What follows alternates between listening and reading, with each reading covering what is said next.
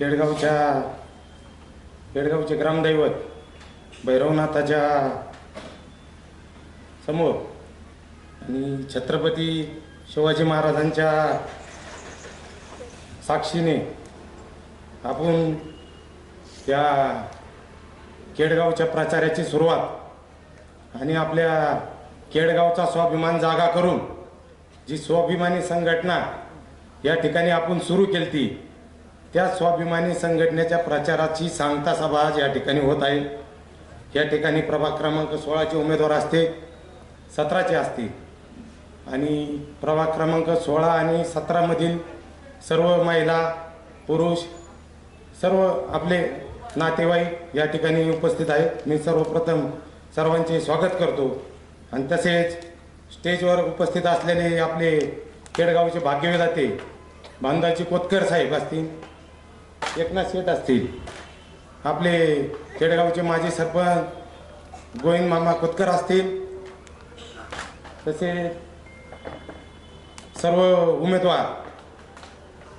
तुम्हाला या ठिकाणी मी एवढंच सांगेन का भाऊ आम्ही जनतेमध्ये फिरतो, शाहूनगर भागात फिरतो, भूषणनगर भागात फिरतो, आमचे 5-5, 4-4, 5-5 वेळा आम्ही प्रत्येकाच्या दारात गेलो साहेब।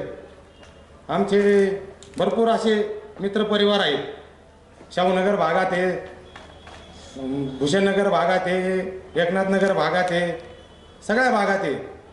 माझ्या समोरील उमेदवार शाहूनगर भागात जाते आणि माझ्या मित्रपरिवाराला सांगते। आता माझा मित्रपरिवार म्हणजे आमचा संदीप शाळेच्या मार्फत तयार झालेला मित्रपरिवार असेल, काही आमचे क्लासमेट असतील आणि आमचे मित्रपरिवार म्हणजे त्यांना माहिती आहे, त्यांना दंड ठोपटायला लावले ते दंड आणते।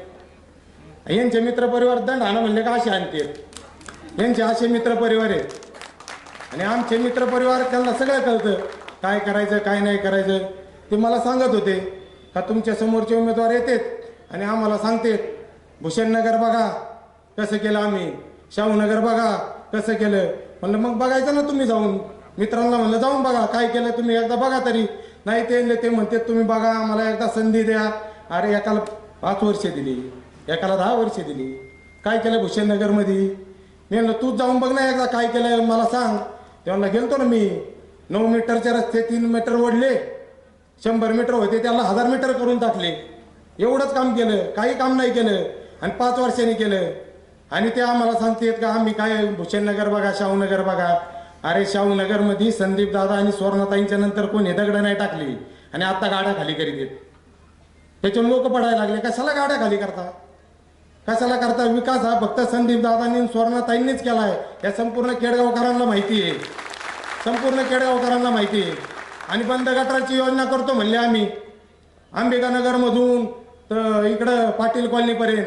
साहेब आम्ही फिरत होतो, तुमचे मित्र आम्हाला शिवामामा बुरुडे भेटले होते, बुरुडे माळ्यातले, मी आणि आपले संचालक निलेश सातपुते आम्हीच होतो सोबत। ते संदीप दादांचं असं काम होतं, ते नालेगावमध्ये आहे ना पाऊस जर झाला ना तर त्या नालेगावच्या दिल्ली गेटपासून जाता येत नव्हतं। दादांनी एवढे मोठाले पाईप टाकले म्हणले, एवढे मोठाले का त्याच्यातून म्हैस वाहून जाईन, एवढे मोठाले टाकले। मी लांबच्याने एवढे मोठाले टाकले त्याच्या डुकराचं पिल्लू पण वाहून जायला। आता भूषणनगर आपलं अंबिकानगर पाण्यात घालायचं काम केलं साहेब। गटराचं पाणी गुडघ्या एवढं होतं प्रत्येकाच्या घरात, त्यांचे स्वयंपाकाचे असेल त्यांचे सगळं अख्खं संसाराचं वाटोळं केलं यांनी, यांच्या फायद्यासाठी केलं साहेब, फक्त बाकी काही नाही केलं। आपलं अंबिकानगर पाटील कॉलनी हे सगळ्याच्या याच्यात पाणी गेलं भाऊ, अतिवृष्टी झाली त्यावेळेस। तुम्हाला करायचीच होती ना योजना, आम्ही पण देतो ना त्याला प्रोत्साहन 100% का। मग त्याचे पाईप किती टाकायचे, केवढे टाकायचे, टाकले एवढे एवढा मोठा तलावाचा तो आपला ओढा, तो तसाच तुम्ही एवढ्या 2 फुटाच्या पाईपाने पाणी काढणार आहे का? 2 फुटाच्या पाईपाने काय?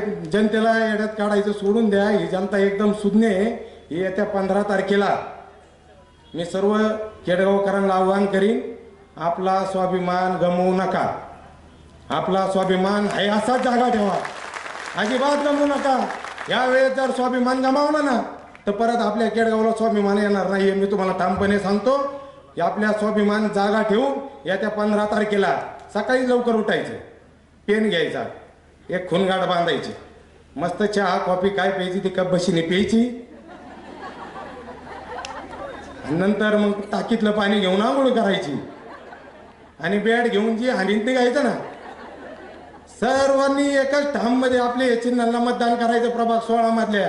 एवढीच मी सगळ्यांना विनंती करतो आणि थांबतो. जय हिंद, जय महाराष्ट्र.